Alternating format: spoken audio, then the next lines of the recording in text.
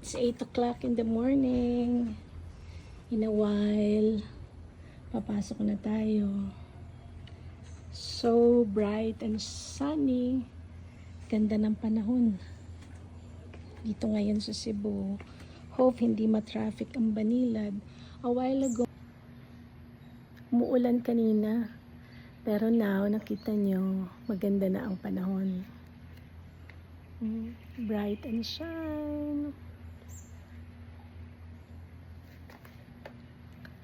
Alis na tayo in a while. Keep safe, everyone. Love you. God bless. This is my office look like now. Tinanggal na yung blinds. Magpapalit kasi kami. Super init, but the good thing about this, kita ko na ang view sa labas. Nice, di ba?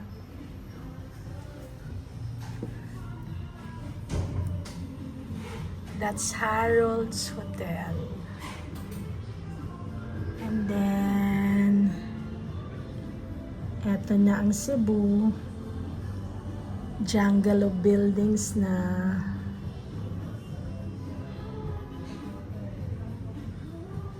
The two buildings there, that's Windland Tower 1 and 2. Yan yung mga una-unang mga condominiums dito sa Cebu.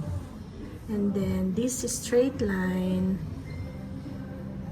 Street is Iscario Street going there sa dulo, Capitol. And corner is Gorordo Avenue. There, that's Gorordo Avenue. Up to UP, Cebu. This is the Gorordo side of Golden Peak Hotel. If you notice, ang tagal na nitong building or condos or for rent, hindi pa rin natatapos. I think may mga 3 years na to, after or before pandemic pa.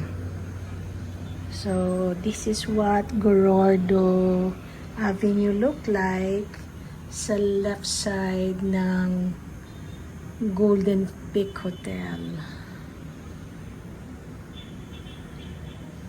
See? Maluwag ang daan.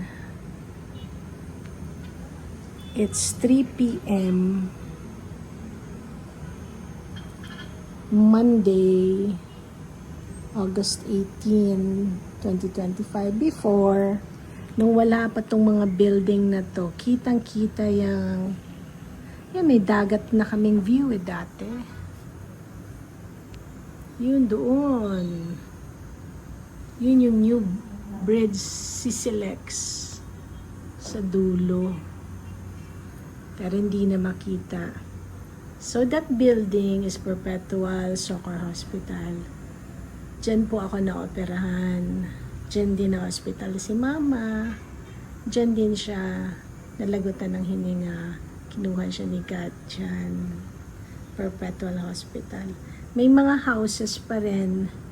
Dense area pa rin yan. Dikit-dikit sila, oh. Diba?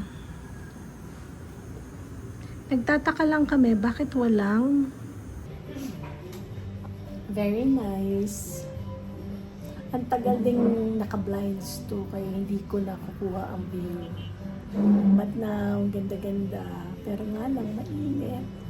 Magpapalit na ng blinds. Mag-renovate. Hey!